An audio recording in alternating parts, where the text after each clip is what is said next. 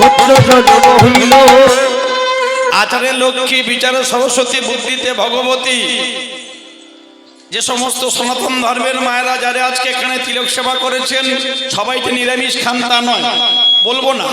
শাস্ত্রের কোথাও লেখা নেই এমন ভাবে। তাহলে তিলক সেবা আপনাকে করতে হবে, মালা আপনার গলায় পড়তে হবে, কারণ এটা সনাতনী সংস্কৃতি, এটা আমাদের গর্ব, এটা আমাদের অহংকার, এটা আমাদের মাটি। তিলক মানে তৃতীয় লোক। এই তিলক দিয়ে আমাদের মনে করিয়ে দেয়া হয় যে মাতৃ জঠরে আমরা কেমন ভাবে ছিলাম। হরিবল। ঊর্ধ্ব পদে, হেষ্ট মুন্ডে, অন্ধকার কুকাব কারাগারে, কৃমিকীটের দংশনে, 32 নারীর বন্ধনে, মলমূত্রের গন্ধে যখন আমরা অষ্টাগত, তখন আমরা ভগবানকে ডেকেছিলাম। আর ভগবান এসে কোথায় বসেছিলেন? সমস্ত দেহের মধ্যে সব থেকে পবিত্র জায়গা কোনটা? আমাদের এই দুটো চরণ। ওই যে আমরা ঊর্ধ্ব পদে হেষ্ট মুন্ডে ছিলাম, ভগবান এসে প্রথমে ওই চরণের উপরে তিনি আমাদেরকে দর্শন দিয়েছিলেন। হরিবল। যে জায়গাটা কখনো অপবিত্র হয় না। তাহলে ভক্তমণ্ডলী, ভক্তিমতী মায়েরা, এখন যদি আমরা কেউ মনে করি যে আমি এখনো পর্যন্ত বাবা আমিষ খাই, তাহলে আমি তুলসীর মালা পরবো, আমি তিলক সেবা করব, আমি বলবো অবশ্যই পরবেন। কারণ জন্ম থেকে যে মালার প্রয়োজন, অন্নপ্রাশনে মালার দরকার হয়েছে, বিবাহে একটা শুভ কাজে মালার দরকার হয়েছে, আবার যখন জগৎ সংসার ছেড়ে চলে যাব তখন মালা চন্দনের দরকার হবে। তাহলে যে মালার এত প্রয়োজন, যে তিলকের এত প্রয়োজন, তাকে আমরা কেন দূরে রাখবো? এবার যদি আমিষ নিরামিষের প্রশ্ন করেন, এখানে একটা ব্যাপার আছে। আপনাকে 365 দিন নিরামিষ খেতে হবে এমন কোথাও লেখা নেই। তবে হ্যাঁ, আহার ও সুস্থ চিত্ত শুদ্ধি, যে কথা মহাভারতের পাতায় পিতামহ ভীষ্ম যুধিষ্ঠিরকে নির্দেশ করেছিলেন। নিরামিষ আহার করলে কি হবে? চিত্ত অন্তঃকরণটা সুস্থ হবে। এখন যদি আপনি কোনো মা পুরীর সমুদ্রে বেড়াতে যান আর গিয়ে সেখানে স্নান করে তবে জগন্নাথ দেবের পুজো দিতে হয়, ঠিক বলছি? এখন পুরীর সমুদ্রের ঢেউ দেখে যদি আপনি মনে মনে চিন্তা করেন, না বাবা এখন স্নান করবো না, আগে ঢেউটা কমুক, তাহলে পুরীর সমুদ্রের ঢেউ তো জীবনে কমবে না। ঠিক তেমনি সংসার রূপ উথাল পাতাল সমুদ্রের মধ্যে আপনাকে তিলক সেবা করতে হবে, গলায় মালা পড়তে হবে, ওই নিরামিষ আমিষের মধ্যে ভগবানের ভজন করতে হবে। আর ভজন করতে করতে যখন গুরু কৃপা হয়ে যাবে, গোবিন্দের কৃপা হয়ে যাবে, তবে হ্যাঁ 360 দিন চালিয়ে যান, 5টা দিন ভগবানের জন্য বাঁচতে হবে। একাদশী, দ্বাদশী, চতুর্দশী, এই গৌর পূর্ণিমা, দোল পূর্ণিমা তিথি, অমাবস্যা, পূর্ণিমা, এই দিনগুলো আপনাদের বাঁচতে হবে। এইসব দিনগুলো বাঁচতে হবে আর তিলক সেবা নিতে হবে, মালা পড়তে হবে। এবারে গুরু কৃপা হলে আর গোবিন্দের যদি কৃপা হয়, আস্তে আস্তে দেখবেন ওই প্রবৃত্তি মার্গ থেকে আস্তে আস্তে নিবৃত্তি মার্গে নিতাই গৌর বলে যখন প্রবেশ করবেন, আপনা থেকেই দেখবেন নিরামিষ আপনার মধ্যে চলে আসবে। নিরামিষ মানে কি? কথার মানে কি? নিরামিষ, নির্মনে জল, সেই জলের সঙ্গে মিশতে হবে। নিরামিষ খেলাম আর সারাদিন সারা রাতের মধ্যে ভগবানকে ডাকলাম না, শুধু সিরিয়াল দেখে কাটালাম, ওটা নিরামিষ নয়। একাদশী করলাম, টিভির ঘরে বসে রইলাম, ওটা নয়। ভাগবতের কথাগুলো খুব মন দিয়ে আস্বাদন করতে হবে। একটু ভালো করে লক্ষ্য করুন তো, কামারপুকুরের ঠাকুর শ্রী রামকৃষ্ণ পরমহংসদেব কেমন ঠাকুর,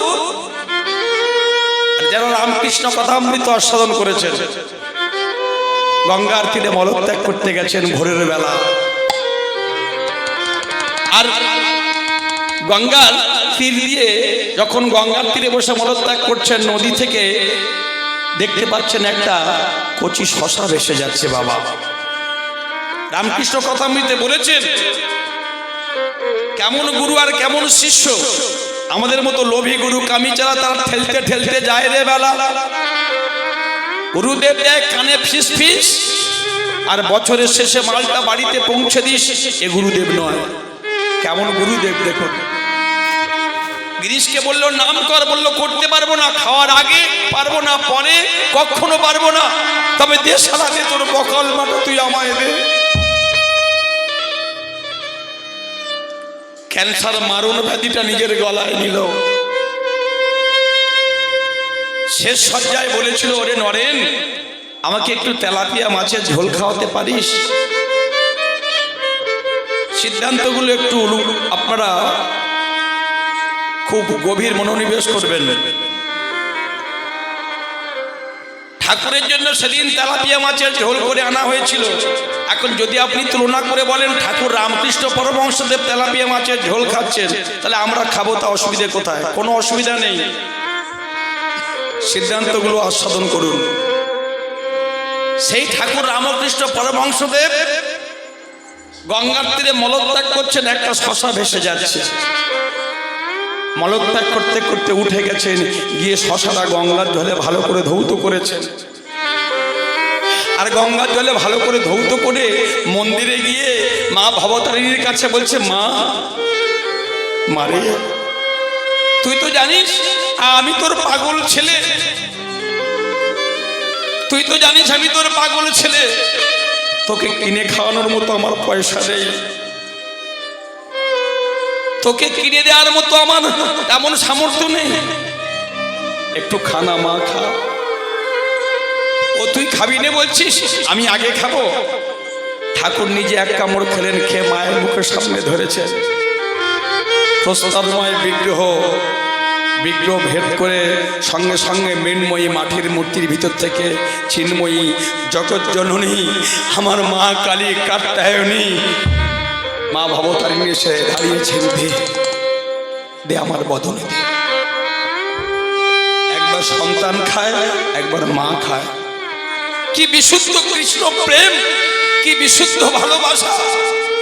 বলুন তো, যেসব মায়েরা বসে আছেন, যাদের সন্তান সন্ততি আছে, সেই সন্তানের হাতে যদি কোনো খাদ্যবস্তু, কোনো খাদ্যদ্রব্য থাকে, আর সেই সন্তানটা মলত্যাগ করতে যায়, গিয়ে বলে, মা ও মা, আমার হাতের খাবারটা তুমি একটু ধরো না, ধরো।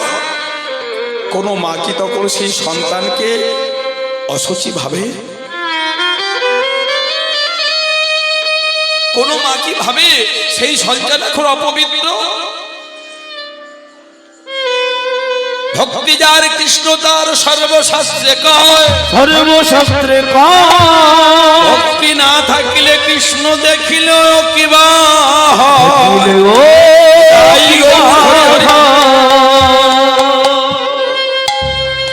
সর্বদা স্মরণ আর মনন সবসময় ভগবানের নাম করতে হবে। হাতে করো কাম, মুখে বলো নাম, পেয়ে যাবে তুমি পরিত্রাণ।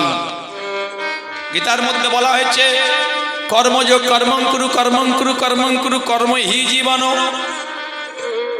কবিগুরু রবীন্দ্রনাথ ঠাকুর বললেন, work work work work life, কর্মময় জীবন। আচ্ছা বলুন তো মায়েরা, কর্ম আগে না ধর্ম আগে? হ্যাঁ, ইনি বলছেন কর্ম আগে, আপনারা কি বলছেন? এই মায়েরা বলছে ধর্ম আগে। তাহলে কথাটা জানতে হবে, কর্ম আগে না ধর্ম আগে? রাস্তা দিয়ে একজন মানুষ চলে যাচ্ছে, আপনি গিয়ে তার পিছন থেকে একটা চাটি লাগিয়ে দিলেন, তাহলে কাজ করার নাম কর্ম, ওটা কর্ম হলো। আবার রাস্তা দিয়ে একজন বৈষ্ণব যাচ্ছেন, আপনি তাকে তার চরণে গিয়ে দণ্ডবোধ প্রণাম করলেন, ওটাও একটা কর্ম হলো। দুটো কর্মের তফাৎ কোথায়? একটা সৎকর্ম আর একটা অসৎ কর্ম। স্বামী বিবেকানন্দ বললেন যে ফুটবল খেলা অপেক্ষা, হরি বলে, গীতা পড়া অপেক্ষা ফুটবল খেলা সেও। এখন কথাটা কেন বললেন জানতে হবে তো আগে। কথাটা কি ভুল বলেছেন? মোটেও ভুল নয়। বলছেন সিংহীর দুধ রাখতে গেলে যেমন স্বর্ণ পাত্র দরকার, না হলে পাত্রটাই ফেটে যাবে। তো গীতা এত বড় একটা দামি সাবজেক্ট, এত বড় একটা গ্রন্থ, ভাগবত গীতা গ্রন্থ সর্বশাস্ত্র সার, সমস্ত শাস্ত্রের সারবস্তু হচ্ছে গীতা। যোগী তাই জানে, যোগী তাই জানে। তাহলে সেই গীতাকে ধরার আগে, পড়ার আগে আপনাকে ফুটবল খেলে, যোগব্যায়াম প্রাণায়াম শরীর চর্চা করে, আপনার শরীর গঠন করে, মন তৈরি করে, তবে আপনি গীতাতে হাত দিন। তার আগে গীতার মধ্যে আপনি হাত দেওয়ার অধিকার নেই। মানুষ মারা গেলে অন্য কোনো গ্রন্থ দেয় না, সেই মরা মানুষের বুকের উপরে গীতা দিতে হয়। এখন দিতে তো হয়, কেন দিতে হয় আমাদের জানতে হবে তো। রিক্সামে যদি অথর্ব 4টি বেদের, অথর্ব বেদের 786 খানা শ্লোক নিয়ে মুসলমান ভাইদের কোরআন তৈরি হলো, তারা যদি ওই শুভ সংখ্যাটা ওই নাম্বারটা মাথায় লিখে ঘুরতে পারে, টুপির মধ্যে লিখতে পারে, গাড়ির মধ্যে লিখতে পারে, তাহলে আমরা কি লিখতে পারি না? এ ধর্ম আমার, এ দেশ আমার, এ মাটি আমার, আদি বেদের কথা, এ কথা কখনো মিথ্যা হবার নয়। আজও পর্যন্ত শুনেছেন যে ভারতবর্ষের কোন নদীর নাম আমিনা, জরিনা, নাজিরা শুনেছেন না? গঙ্গা, যমুনা, গোদাবরী, সরস্বতী, সিন্ধু, কাবেরী, নর্মদা, এগুলো একটু করে উপলব্ধি করতে হবে।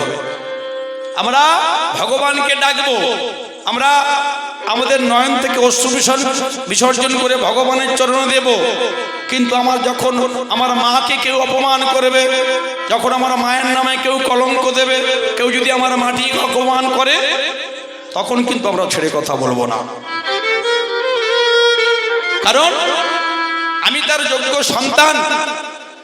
প্রত্যেকটা হিন্দু দেবদেবীর হাতে ভালো করে লক্ষ্য করুন, একটি করে অস্ত্র আছে। মা কালীর হাতে রয়েছে একটা খাড়া, ভগবান কৃষ্ণের হাতে রয়েছে সুদর্শন চক্র, বাবা মহাদেবের হাতে রয়েছে ত্রিশূল, মা মনসা সর্প, প্রত্যেকটা দেবদেবীর।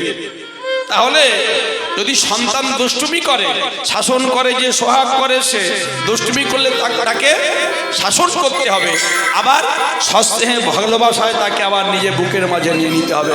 নিতাই গৌর কৃষ্ণ প্রেমানন্দ হরি হরি বল। ভগবানের কাছে চাইছিলেন কোথায় না ওই ব্রহ্মণ্য দেবার রচনা দেবী, হে ভগবান একটি সন্তান দাও হে মোরে তোমার সেবার তরে, আমারে একটি সন্তান দাও হে মোরে তোমার সেবার তরে। তাহলে মায়েরা এবার দেখতে দেখতে 10 মাস 10 দিন অতিবাহিত হতে যায়। ওগো শুভ দিনে শুভক্ষণে পুত্র জন্ম হইল ঘরে, উলুধ্বনি শুভ করে পুত্র জন্ম হইল কোনে, উলুধ্বনি ও যে শুভ দিনে শুভ করে পুত্র জন্ম হইল কোনে, আনন্দের কোন সীমা নাই, আনন্দের কোনো সীমা নাই, আনন্দের কোনো সীমা নাই। আর ব্রাহ্মণ পুত্র লইয়া আনন্দ কোলে করিয়া, ব্রাহ্মণ পুত্র লইয়া আনন্দ কোলে করিয়া, আনন্দ কোলে করিয়া নগরবাসী আসিল ছুটি, নগরবাসী আসিল ছুটে, নগরবাসী আসিল ছুটি, নগরবাসী আসিল ছুটে।